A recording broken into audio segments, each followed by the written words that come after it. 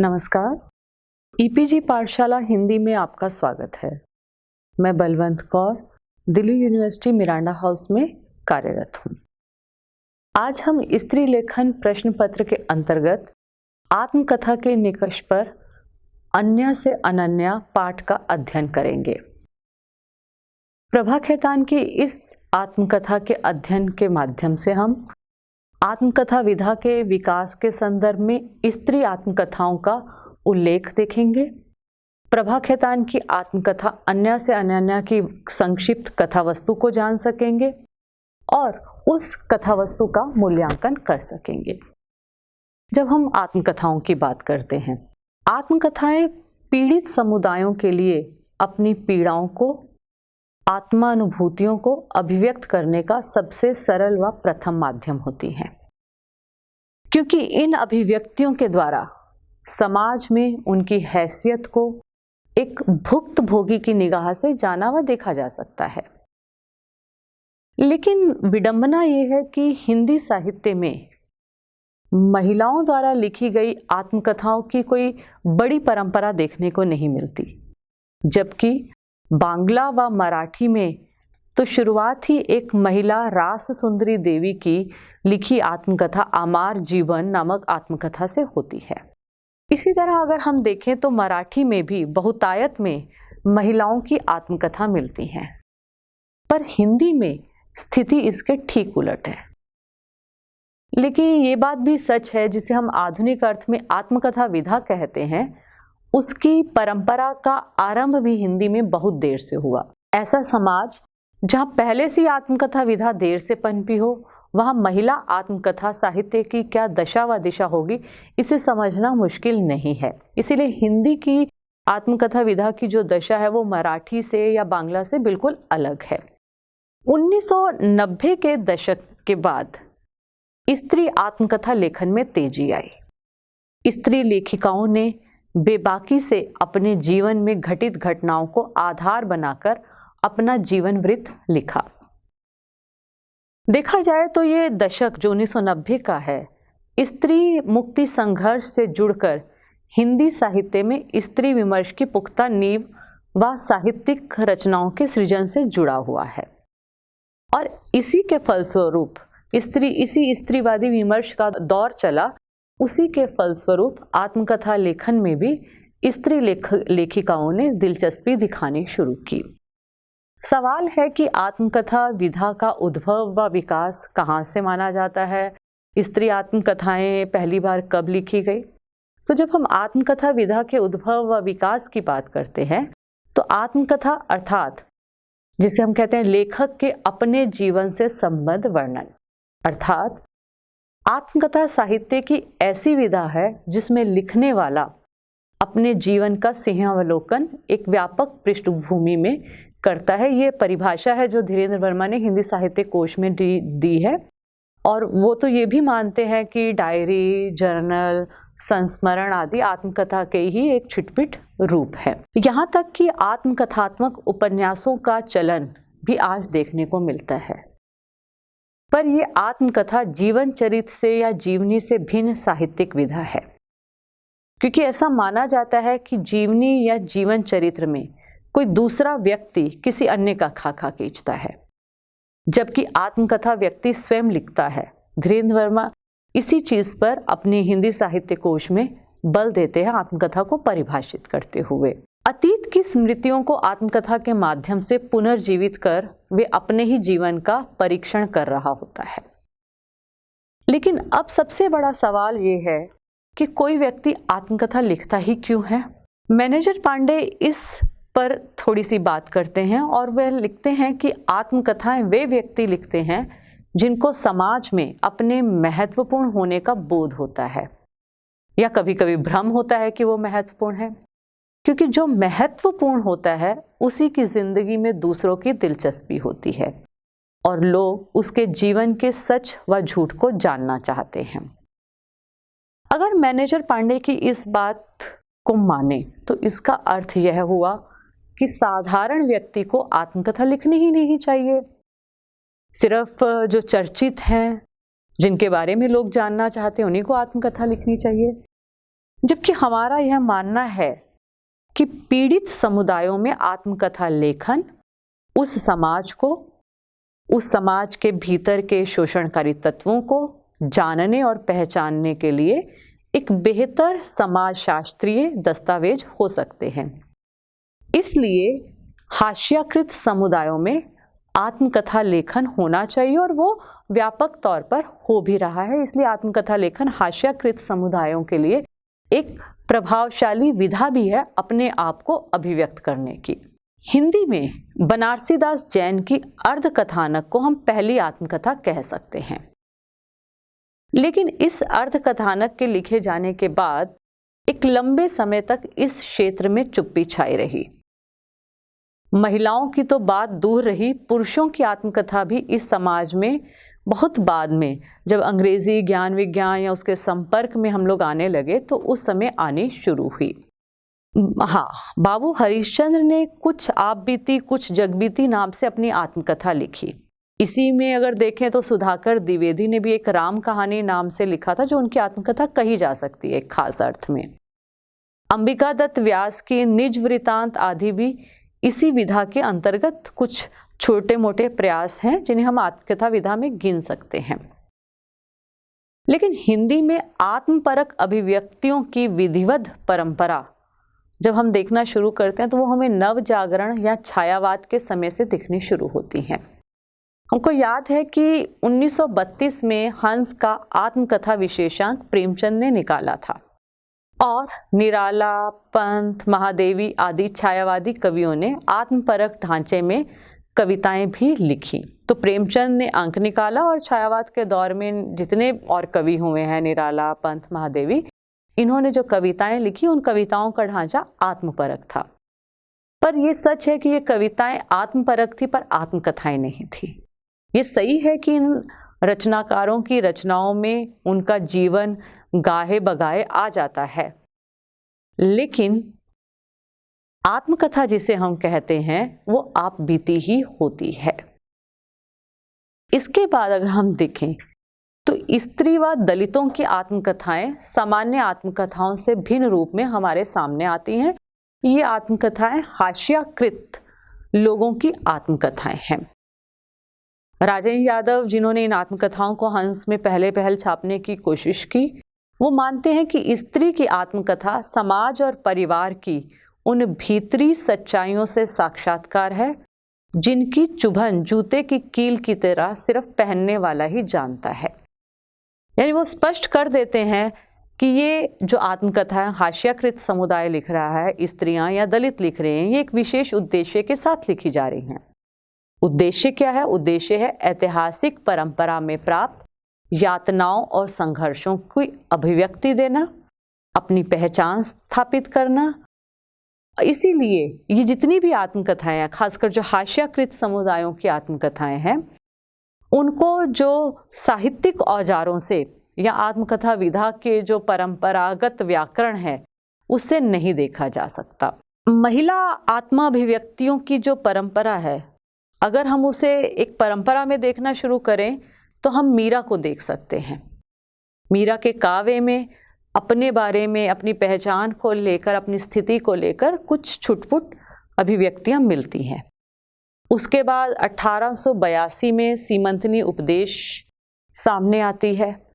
लेकिन जिसे हम आत्मकथा कहते हैं, ये दोनों, चाहे मीरा की लिखी हो या सीमंतनी उपदेश लिखी हो, ये अभिव्यक्तियां आत्मकथा को, जिसे हम अकादमिक दायरा कहते हैं, अकादमिक व्याकरण कहते हैं या अकादमिक अनुशासन कहते हैं, उसके अंतर्गत नहीं आती हैं। पर हम और वह शैली में लिखी गई ये आत्माभिव्यक्तियां जो मीरा ने लिखी या सीमंतनी उपदेश ने लिखी, समुदायगत त्रास और पीड़ा को तो अभिव्यक्त करती ही हैं। इसीलिए इनका अपना एक महत्व है। यहाँ तक कि आलोचक इस तरह भी मानते हैं कि अपने भावतंत्र पर कसकर ही किसी सत्य को प्रमाणित या अप्रमाणित करने का जो ईमानदार आग्रह होता है और समाज से विद्रोह करके अपने को स्थापित करने की जो स्वतंत्र चेतना होती है, वह भी इसमें मौजूद है।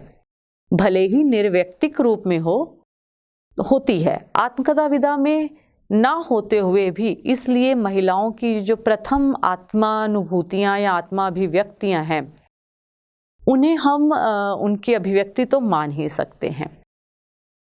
अब ये सवाल है कि विधिवत रूप से महिलाओं ने आत्मकथा, जिसे हम अकादमिक अर्थ में आत्मकथा कहते हैं, उसे लिखना कब शुरू किया? तो वह लिखना उन्होंने 20वीं शताब्दी के अंत और 21वीं शताब्दी के आरंभ से हमें देखने को मिलता है, जब हाशियाकृत समुदायों को केंद्र में लाने की पहल विश्व स्तर पर शुरू होती है। हिंदी में भी इन्हीं आंदोलनों की अनुगूंज महिला लेखन के रूप में हमारे सामने आती है। दिनेश नंदिनी डालमिया ने लिखी मुझे माफ करना, या कुसुम अंसल की जो कहा नहीं गया, या कृष्णा अग्निहोत्री की लगता नहीं है दिल मेरा, जो बाद में उसका एक और खंड भी आया, पद्मा सचदेव की बूंद बावड़ी, कौशल्या बैसंत्री की दोहरा अभिशाप, या एक कामगार महिला बेबी हालदार की आलो आघारी। इसी तरह से मैत्री पुष्पा की कस्तूरी कुंडल बसे तथा गुड़िया भीतर गुड़िया, या रमणिका गुप्ता की हादसे और आप खुदरी नाम से जो आई हैं, प्रभा खेतान की अन्या से अनन्या तक, मनु भंडारी ने भी एक लिखी एक कहानी यह भी, तथा चंद्र किरण सोनरेक्सा की पिंजरे की मैना है। कुछ और छोटी मोटी आत्मकथाएं भी आई, जैसे सुशीला टाकभोरे की शिकंजे का दर्द। हिंदी के महिला आत्मकथा साहित्य को अगर हम देखें तो उसका दिलचस्प पहलू ये है कि बेबी हालदार की आत्मकथा आलो आघारी को छोड़कर जितने भी अभी हमने नाम लिए हैं, चाहे वो मैत्री पुष्पा का हो, प्रभा खेतान का हो, मनु भंडारी, चंद्र किरण सोनरेक्सा की हो, जितनी भी आत्मकथाएं हैं ज़्यादातर प्रतिष्ठित स्थापित लेखिकाओं द्वारा लिखी आत्मकथाएं हैं। लेकिन ये आत्मकथाएं स्थापित प्रतिष्ठित पुरुषों की आत्मकथाओं से भिन्न है। वो भिन्नता है इनकी संवेदना को लेकर, क्योंकि ये आत्मकथाएं स्थापित प्रतिष्ठित पुरुषों की आत्मकथाओं की तरह नहीं है। ये निजी कथा होते हुए भी सामूहिक चेतना के निर्माण का आधार बनाती हैं, जबकि जो पुरुषों की आत्मकथा है वो निजी आत्मकथा बनकर रह जाती हैं और ये सामूहिक चेतना का निर्माण करती हैं, जो स्त्री की स्वातंत्र्य भावना, उसकी स्वायत्त अस्मिता को प्रस्तुत करती है। अस्मिता निर्माण की इस प्रक्रिया में न सिर्फ रूढ़ छवियां टूटती हैं, बल्कि उनकी ये रचनात्मक, वैचारिक व राजनीतिक लड़ाई का अस्त्र भी बन जाता है। ये लेखनात्मकता है जिस पर चलकर फिर आगे की रणनीतियां तय होती हैं। इसलिए जो हाशियाकृत समुदाय की आत्मकथाएं हैं, चाहे वो दलितों की हो या स्त्रियों की हो, उन आत्मकथाओं को आत्मकथा के परंपरागत औजारों से नहीं परखा जा सकता। ये हाशियाकृत लोगों की जो आत्मकथाएं, उनके अब सवाल है कि उनके प्रतिमान क्या होते हैं। इन आत्मकथाओं को उनकी विद्रोही चेतना, इतिहास बोध, सशक्तिकरण तथा भविष्य दृष्टि के निर्माण के रूप में हमें देखना होगा। विद्रोही चेतना, ऐतिहासिक बोध से जुड़ाव, सशक्तिकरण और भविष्य दृष्टि से प्रेरित अस्मिता निर्माण की ये चेतना है। जीवन में ये तमाम प्रक्रियाएं अक्सर एक साथ घटित होती हैं।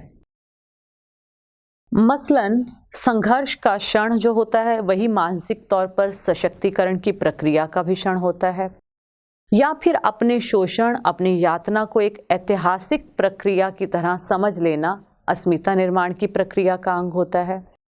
इसीलिए अगर इस संदर्भ में देखें तो प्रभा खेतान की जो आत्मकथा है अन्या से अनन्या पर जब हम बात करते हैं तो आत्मकथाओं की इन कसौटियों को हमें ध्यान में रखना होगा। यानी हमें उसमें ऐतिहासिक बोध देखना होगा, विद्रोही चेतना देखनी होगी, सशक्तिकरण देखना होगा, भविष्य दृष्टि, अस्मिता निर्माण की चेतना कितनी है ये हमें प्रभा खेतान की आत्मकथा में देखना होगा।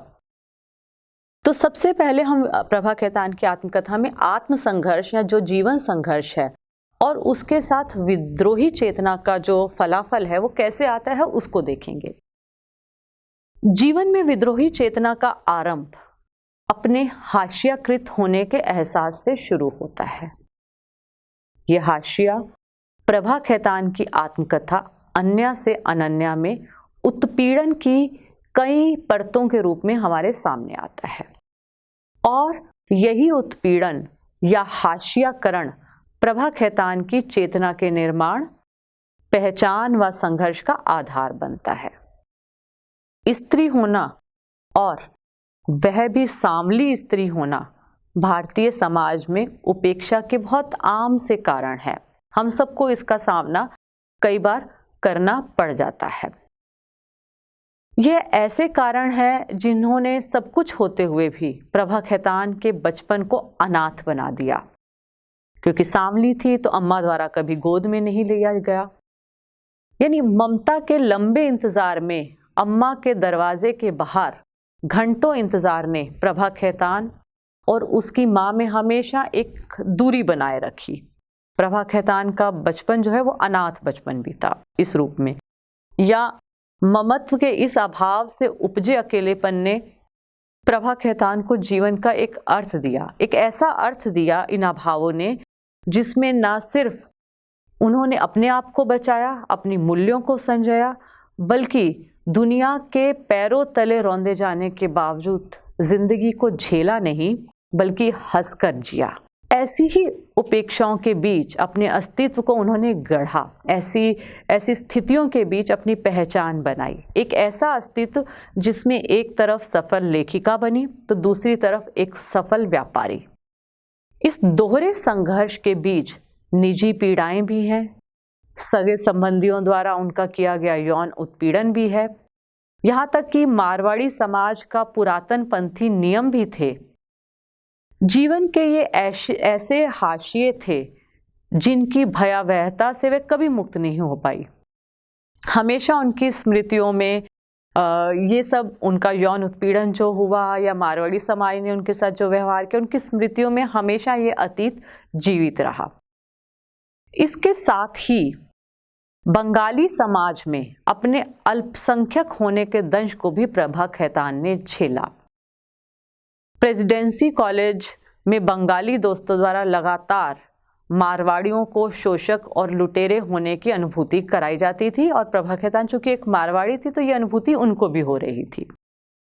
ऐसी अनुभूतियों ने प्रभा खेतान के मन मस्तिष्क को पूरी तरह हिलाकर रख दिया। बचपन में वो अपनी इस मारवाड़ी पहचान को रगड़ रगड़ कर मिटाने लगी कि वो चाहती थी कि शोषक का जो टैग उनके साथ लगा है वो हट जाए। लेकिन उन्होंने खुद भी ये लिखा है कि पेंसिल से खींची लकीरों, अक्षरों, तस्वीरों को ठीक से मिटाना कभी संभव नहीं होता। और उसका परिणाम ये हुआ कि क्लास का जो बंगाली माहौल था उसमें वह अकेली पड़ती गई, और चाहते ना चाहते हुए भी मारवाड़ी पहचान उनके साथ जुड़ी रही और उसको वो झेलने में असमर्थ होती गई। इन सारी उपेक्षाओं, असमर्थताओं और दहशत के बीच जब वह आगे बढ़ती हैं तो डॉक्टर सराफ से उनका संपर्क होता है। डॉक्टर सराफ की बाहों में पहली बार वो अपने आप को सुरक्षित महसूस करती हैं। अपने सामनेपन का जो गिल्ट उनके अंदर होता है उसको लेकर अपने को सुंदर महसूस करती हैं। यानी अभावों के संसार में पहली बार प्रेम को, अपनत्व को उन्होंने जाना। ये जाना कि चुनाव और निर्णय की स्वतंत्रता क्या होती है, इसका पहला एहसास भी डॉक्टर सराफ से मिलने के बाद ही हुआ। लेकिन वे जानती थी चुनाव करना, अपना निर्णय स्वयं लेना, इसमें जोखिम है। लेकिन ये भी सच है, हम जानते हैं कि बिना जोखिम के स्वतंत्रता का वर्ण नहीं किया जा सकता। उपेक्षाओं व प्रताड़नाओं के संसार से बाहर कदम रखने के लिए आपको जोखिम तो उठाना ही पड़ेगा। इसलिए प्रभा खेतान भी जोखिम उठाती हैं और वो तय करती हैं गलत सही जो भी हो, अब मुझे वापस नहीं मुड़ना है। वो विद्रोही रास्ते पर चलती हैं और इस विद्रोही रास्ते पर चलते हुए वे विवाह नामक संस्था को भी एक ओवररेटेड संस्था मानती हैं और इस संस्था को वो डॉक्टर सराफ और अपने बीच आने से इनकार करती हैं। ये अलग बात है कि डॉक्टर सराफ के साथ संबंध समाज में हमेशा उनको एक दूसरी औरत की ही मान्यता देता रहा, क्योंकि डॉक्टर सराफ पहले से ही शादीशुदा थे। बल्कि अगर औरत आर्थिक रूप से आत्मनिर्भर है, लेकिन इस आत्मकथा में हम देखें तो आर्थिक आत्मनिर्भरता भी समाज के भीतर उसकी जो सामाजिक हैसियत है उसे नहीं बदल पाती। अपनी आत्मकथा में इस बात का जिक्र करती हैं प्रभा खेतान कि औरत के आर्थिक अवदान को नकारने की परंपरा रही है, और ये पहले गृहस्थी में उसके श्रम को नकारा जाता है, फिर मुख्य धारा में उसे स्थान दिया जाता है, तो उस स्त्री को अपवाद मानकर पुरुष अपने कर्तव्य की इतिश्री समझ लेता है या परे धकेल देता है। तो इसीलिए प्रभा खेतान ये मानती हैं कि आने वाले समय में यानी भविष्य में औरत की सबसे बड़ी लड़ाई मुख्य धारा में बने रहने की लड़ाई होगी। और प्रभा खेतान का जो पूरा संघर्ष है, चाहे वो व्यापार के क्षेत्र में हो या जीवन के क्षेत्र में हो, उनका पूरा संघर्ष मुख्य धारा के लिए ही संघर्ष है। वे जीवन भर इस मुख्य धारा के लिए ही लड़ती नजर आती हैं अपनी आत्मकथा में। लेकिन विडंबना है कि आर्थिक क्षेत्र में तो वे मुख्य धारा में आ गई, पर सामाजिक जीवन में पितृसत्ता की जकड़न इतनी मजबूत थी कि वे वहां बहिष्कृता ही बनी रही। जो दूसरी औरत का एक आरोप या खांचा उन पर लाद दिया गया था, उससे वे कभी बाहर नहीं निकल पाई। आर्थिक मोर्चे पर सफल होने के बाद भी उनका आत्मसंघर्ष समाप्त नहीं हुआ। रोहिणी अग्रवाल ने इस चीज को ठीक से रेखांकित किया है अपनी किताब में। कहा है कि यहाँ आकर यह आत्मकथा आर्थिक स्वावलंबन में मुक्ति और समानता का विश्वास खोजने वाले मार्क्सवादियों के एकांगी जुनून की निर्भरता को भी सिद्ध करती है। तो मार्क्सवादियों का जो पैमाना है आत्मकथाओं या स्त्रियों को देखने का, उसकी रोहिणी अग्रवाल उसकी आलोचना करती हैं और उस पर सवाल उठाती हैं। दरअसल डॉक्टर सराफ के साथ जिस रोमानी प्रेम का आरंभ प्रभा खेतान ने किया था, वह प्रेम भी धीरे धीरे पितृसत्ता के ढांचे में कैद होता नजर आया और उसी से संचालित होता नजर आया। पहले विद्रोह लगने वाला यह प्रेम धीरे धीरे सिर्फ नफा व नुकसान के तराजू पर तुलता हुआ दिखता है। और डॉक्टर सराफ पूरी आत्मकथा में प्रेमी कम और पितृसत्ता के प्रतिनिधि ज्यादा नजर आने लगते हैं, जो स्त्री के सारे वजूद को निर्धारित व नियंत्रित करने की कोशिश करते हैं। प्रभा खेतान, जो कि पहले से ही भावात्मक रूप से कमजोर थी, उसको अब डॉक्टर सराफ का जो साथ है वह असुरक्षित भी कर देता है, क्योंकि वे लगातार उस पर शक करते हैं। यहाँ तक कि उसकी प्रभा खेतान की पूंजी पर भी वो अपना नियंत्रण बनाए रखते हैं और अपना जन्मसिद्ध अधिकार मानते हैं। और तो और अपने परिवार, अपनी पत्नी, अपने बच्चों की सुरक्षा का दायित्व भी वे प्रभा खेतान पर डालते रहते हैं। लेकिन दूसरी तरफ प्रभा खेतान को कायर, कमजोर सिद्ध करने में वो कोई कसर नहीं छोड़ते। दरअसल प्रभा खेतान परिवार व विवाह नाम की जिस संस्था को ओवररेटेड मान, जिस नई संस्था का निर्माण करती दिखती हैं इस आत्मकथा में, यानी लिव इन रिलेशन में जो रहती हैं, वो लिव इन रिलेशन भी नाम की जो संस्था है वो भी पितृसत्ता के मानकों से ही चलती हुई यहाँ दिखती है, जहाँ संबंध बराबरी से नहीं बल्कि शक्ति की संरचनाओं से ही तय होते हैं। इसलिए जैसे स्त्री घुटती रहती है, प्रताड़ित होती रहती है, पर परिवार नाम की संस्था को आजीवन छोड़ नहीं पाती है, वैसे ही प्रभा खेतान दूसरी औरत कहलाने के बावजूद आजीवन इस संबंध को न केवल व्यापारिक बुद्धि से बल्कि भावात्मक रूप से भी झेलती रही है। इसीलिए वो अपनी आत्मकथा में जिक्र करती हैं, ना मैं पूरी तरह उदारवादी थी, ना मैं मार्क्सवादी, ना परंपरा से चिपकी रही और ना ही आधुनिकता को भली भांति ओढ़ पाई।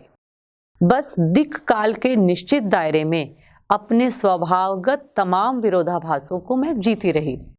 मेरे लिए एक और मुक्ति की उड़ानें थी तो दूसरी ओर पुनः लौटकर उन्हीं बंधनों में घिर जाना था।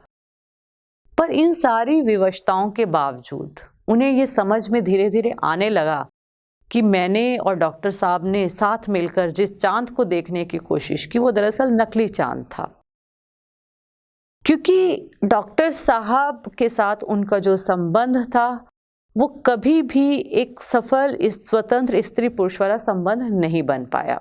वो जानती हैं कि हजारों स्त्री पुरुषों की शादी नहीं होती, वे अलग अलग हो जाते हैं, और वो जानती हैं कि ये त्रासदी थी कि ना हमारी शादी हो सकती थी, ना हम अलग अलग, और इसी त्रासदी के साथ वो आगे बढ़ती रहती हैं। अब जो दूसरी चीज़, महत्वपूर्ण चीज़ है इस आत्मकथा में, वो है कि उनको उस शोषण या यातना वो झेल रही हैं, उसका ऐतिहासिक बोध कैसे है, कैसे नज़र आता है इस आत्मकथा में चटर्जी।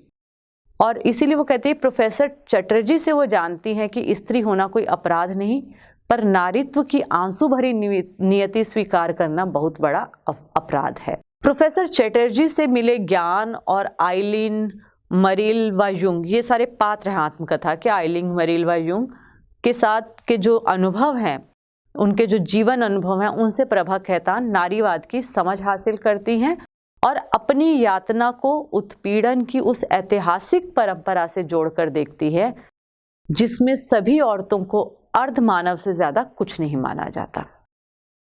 इसी बोध का परिणाम था कि सारी उपेक्षाओं के बावजूद प्रभा खेतान अपनी मां के दुख का, अपनी पीड़ाओं का तटस्थता से अंकन कर सकी। प्रभा खेतान मां की उपेक्षा का शिकार रही, पर मां की विद्रोही छवि से वो हमेशा अपने आप को जोड़ती रही हैं, उससे कभी अपने आप को अलग नहीं कर पाई। सामाजिक पारिवारिक उपेक्षाओं के बीच मुक्ति की तलाश करती रही प्रभा खेतान बार बार अपनी मां पर लौटती हैं। मां का जो असहायपन या अकेलेपन था उसको वे महसूस कर पाती हैं। अपने दुख में मां के औरत होने के दुख का विस्तार पाती हैं और समझती हैं कि पितृसत्तात्मक समाज में मां भी तो एक औरत है जो हाशिए पर पड़ी हुई है, जिसने 40 की उम्र में विधवा हो जाने के तमाम सामाजिक दबावों को झेला और इन दबावों के बीच अपनी विद्रोही स्वभाव से औरत होने की नियति को अस्वीकारती रही।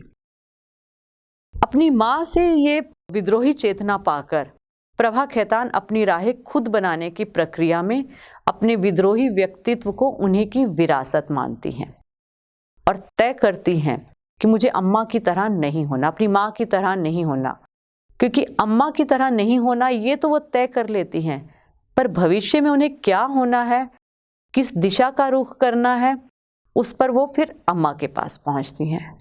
अम्मा का कथन उन्हें बार बार याद है कि तुम लोग रुपया जरूर कमाना, अपने पैरों पर जरूर खड़ी होना। उनके आर्थिक आत्मनिर्भरता की ओर अग्रसर होने का ये अम्मा का यही कथन आधार बनता है। इसलिए इतनी उपेक्षाओं के बावजूद अम्मा की छवि, जो उनके दिमाग में अच्छी और बुरी दोनों तरह की छवि है, प्रभा खेतान अपने भीतर से हटा नहीं पाती है। अम्मा से हमेशा वो अपने आप को जोड़े रखती हैं। बल्कि अगर हम यहाँ आकर देखें तो यहाँ पर अम्मा और प्रभा खेतान दो औरतें दिखती हैं। दो औरतों का दुख सिर्फ माँ और बेटी का दुख नहीं रहता, दो औरतों का दुख बन जाता है। पितृसत्तात्मक समाज के भीतर ये स्त्री समुदाय का दुख बन जाता है और माँ पितृसत्तात्मक ढांचे का आजीवन अतिक्रमण नहीं कर पाई और बल्कि जाने अनजाने उन्हीं कसौटियों और मापदंडों से अपना व अपनों का जीवन संचालित करने की कोशिश करती आई। लेकिन उससे एक कदम आगे प्रभा खेतान ने इन सारे पितृसत्तात्मक मूल्यों को चुनौती दी, उनका अतिक्रमण किया और इन सब के बीच में अपनी पहचान बनाई। अब हम देखते हैं कि इस आत्मकथा में प्रभा खेतान अपना सशक्तिकरण, चाहे वो आर्थिक हो, सामाजिक हो, कैसे करती हैं। 2007 में आई प्रभा खेतान की आत्मकथा अन्या से अनन्या व्यक्तिगत यंत्रणा से शुरू होती है, पर धीरे धीरे परंपरागत रूढ़िगत समाज के भीतर स्त्री की स्थिति, उसके संघर्ष और संकल्प की कथा बनती जाती है। ये एक ऐसी कथा बन जाती है जिसमें एक तरफ सती का आदर्श है तो दूसरी ओर चुनाव की, निर्णय की स्वतंत्रता है।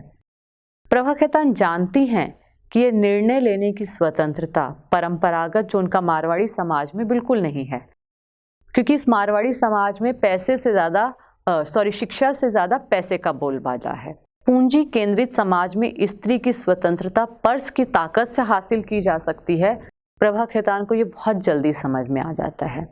इसलिए प्रभा खेतान की पहली लड़ाई किसी और से नहीं बल्कि अपने मारवाड़ी समाज से है, क्योंकि प्रभा खेतान उन जैसी अनेकानेक महिलाओं की नियति को निर्धारित व नियंत्रित कर उसे हमेशा दोयम दर्जे का नागरिक बनाए रखा है इस मारवाड़ी समाज ने। पर प्रभा खेतान इस दिए हुए जीवन को अस्वीकार करती हैं, अपनी नियति पहचानती हैं, अपने जीवन का स्वयं वर्ण करती हैं और अर्जुन की तरह उनकी आंख सदैव अपने व्यापार पर ही केंद्रित रहती है। वो प्रभा खेतान फिगरेट नाम का एक जिम भी खोलती हैं, फिर चमड़े के व्यापार में सफलता से आती हैं और अंत में कोलकाता चैम्बर ऑफ कॉमर्स का अध्यक्ष बन जाती हैं। प्रभा खेतान ने न सिर्फ पहचान बनाई बल्कि अपनी इस पहचान को स्थानीय से वैश्विक पहचान में भी तब्दील किया।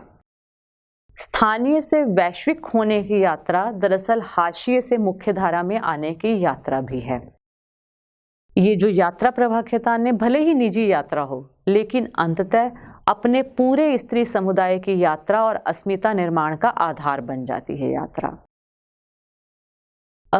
प्रभा खेतान के संदर्भ में अगर हम देखें तो अस्मिता निर्माण की ये प्रक्रिया उनके लेखकीय व्यक्तित्व के साथ प्रारंभ होती है और एक सफल व्यापारी के रूप में पूरी होती है। दरअसल हाशिए के समाजों में विशेष रूप से स्त्री के लिए लेखन सशक्तिकरण का पहला चरण है, जिसके माध्यम से वे अपने जीवन में होने वाले उत्पीड़नों को, भेदभाव को, दैहिक शोषणों को अभिव्यक्ति देती है और स्वतंत्रता, न्याय और समानता के जो मानवीय आधार हैं इस लेखन के माध्यम से उनकी मांग करती है। इसलिए प्रभा खेतान के सशक्तिकरण का प्रारंभ भी उनके लेखकीय व्यक्तित्व के साथ शुरू होता है। हालांकि जो आलोचक अभय कुमार दुबे ये मानते हैं कि मारवाड़ी मंत्र के जरिए होने वाला सशक्तिकरण प्रभा खेतान के जीवन में सर्वप्रमुख है। लेखन और रचनात्मकता के जरिए शने शने स्वाभाविक रूप से होने वाला सशक्तिकरण उनकी आत्मा में एक सचेत निर्मिति के रूप में अनुपस्थित ही है। ये ठीक है कि इस आत्मकथा में लेखकीय व्यक्तित्व उतनी प्रमुखता से भले ही ना आया हो, पर यह भी वास्तविकता है जिस आर्थिक आत्मनिर्भरता के मोर्चे पर सफल होने के बावजूद सामाजिक जीवन में वह खुद को खंडित महसूस करती रहती हैं। उन्हें पूर्णता शायद इसी लेखन के माध्यम से मिली, क्योंकि आत्मकथा में एक बार मैं है जो प्रामाणिक रूप से अपनी यात्रा कर रहा है और उस मैं को खारिज कर पाना किसी के लिए संभव नहीं है। प्रभा खेतान के वैचारिक मानस को निर्मित करने में सिमोन द बुआ, सार्त्र, मार्क्स आदि के लेखन का ही नहीं, बल्कि समय समय पर जो लोग उनको मिलते रहे हैं उनका और जो आंदोलन चलते हैं उनकी भी अहम भूमिका रही है उनके वैचारिक मानस के निर्माण करने में। लगभग 30-40 वर्षों का कोलकाता शहर, वहाँ की सामाजिक, सांस्कृतिक और राजनीतिक हलचलें, छात्र राजनीति, वामपंथ का उभार, विभाजन, हिंसा, पुलिस व आतंक और फिर इसी तरह से विश्व बैंक के अध्यक्ष मैकमार का विरोध, बंगालियों व मारवाड़ियों का टकराव, ये सब कुछ है जो प्रभा खेतान ने देखा और इसने प्रभा खेतान की वैचारिकता का विकास किया। इसी वैचारिकता के आलोक में उन्होंने मालिक और मजदूर के संबंधों को, यूनियन की भूमिका को, पैसे और सत्ता के गठजोड़ आदि को बहुत करीब से देखा। ये जो सारे आंदोलन हुए थे, इन आंदोलनों की शक्ति व सीमा से वो पूरी तरह परिचित रही हैं और वो मानती रही हैं। उन्होंने लिखा आत्मकथा में, इन सारे आंदोलनों ने यदि कहीं हम स्त्रियों को भीतर से तोड़ा तो एक बेहतर मानव समाज से जुड़ा भी है, क्योंकि प्रतिरोध के वे क्षण नई ऊर्जा के क्षण भी होते हैं। अब सवाल है कि प्रभा खेतान ने अपनी अस्मिता निर्माण करते समय विश्वभगनिवाद तक कैसे जाती हैं।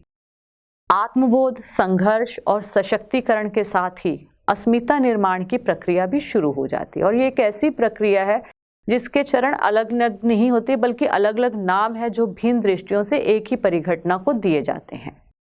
यहाँ जो बिंदु महत्वपूर्ण है वह यह है कि लेखिका का अस्मिता निर्माण निजी व्यक्तित्व के अर्जन तक नहीं ठहरता, बल्कि इससे आगे जाता है। जो इतिहास बोध उन्होंने अर्जित किया है वे अस्मिता को एक शख्सियत तक, एक निजी तक रहने के बजाय पूरी स्त्री जाति की अस्मिता का अंग बना देता है। बल्कि ये कहना गलत ना होगा कि वे विश्वभगनिवाद का आधार भी बन जाता है। अन्य से अनन्या में प्रभा खेतान का ये कहना कि अमेरिकी औरतें भी हम भारतीय औरतों की तरह ही असहाय हैं, केवल पैंट पहनने या मेकअप करने से कोई औरत सबल नहीं हो जाती है, या ये मानना कि दुनिया में कोई कोना ऐसा नहीं है जहां औरत के आंसू ना गिरे हों, दरअसल आत्मकथा को एक अंतर्राष्ट्रीय परिप्रेक्ष्य दे देता है, जहां प्रभा खेतान, आइलिन, युंग, मरील सभी की कथाएं जुड़कर यातना का एक कोलार्ज बनाती हैं। ऐसा कोलार्ज जो देश व काल की सीमाओं के पार आत्मकथा को एक बड़ा फलक देता है। इस तरह हम देखते हैं कि अन्या से अनन्या एक ऐसी स्वावलंबी स्त्री की आत्मकथा है जिसके जीवन में सृजन, व्यापार और निजी जिंदगी 3 आयाम रहे हैं। इन तीनों आयामों में वह लगातार अकेले ही संघर्ष करती रही। चूंकि परंपरा व संस्कारों से मुक्ति की यात्रा लंबी होती है, कठिन होती है और ये खतरा बना रहता है कि इस प्रकार की भिन्न भिन्न आवाज़ों को अक्सर अनसुना कर दिया जाएगा, उनके आक्रोश और प्रतिरोध को इतिहास में दर्ज नहीं किया जाएगा। इसलिए प्रभा खेतान और अन्य स्त्रियां ये जानते हुए भी कि आत्मकथा लिखना एक नाच है, वह इस सदी में अपनी आत्मकथाएं लिखकर अपनी आवाज़ों को इतिहास में दर्ज करा देना चाहती हैं, ताकि आने वाले समय में कोई भी उनकी आवाज़ों को खारिज ना कर सके। अभिव्यक्ति, विकास और निर्णय लेने की स्वतंत्रता कि ये लंबी लड़ाई हमेशा जारी रहे। प्रभा खेतान मानती भी रही हैं कि उपन्यास से अधिक महत्व आत्मकथा का है, क्योंकि उपन्यास से अधिक दिनों तक आत्मकथा जीवित रहती है और किसी भी आत्मकथा में जो मैं प्रामाणिक रूप से अपनी यात्रा कर रहा होता है उसे खारिज करना किसी के लिए भी संभव नहीं होता है। पाठक और लेखक के बीच एक साझेदारी होती है। दशकों बाद भी ये कहानी जिंदा रहती और रहेगी। हाँ, उसको पढ़ने का तरीका ज़रूर बदल जाता है। इस बात पर प्रभा खेतान अपनी आत्मकथा में बल देती हैं, इसीलिए उपन्यासों की बजाय आत्मकथा को ज़्यादा महत्व देती हैं। और यही किसी भी आत्मकथा की सार्थकता है कि वे आने वाले वक्त में अनसुनी आवाज़ों को सुनाती रहे और आने वाली पीढ़ियों को अपने संघर्ष से ताकत देती रहे। इस रूप में अगर हम देखें तो प्रभा खेतान की आत्मकथा यातना, संघर्ष और संकल्प का जीवंत दस्तावेज है।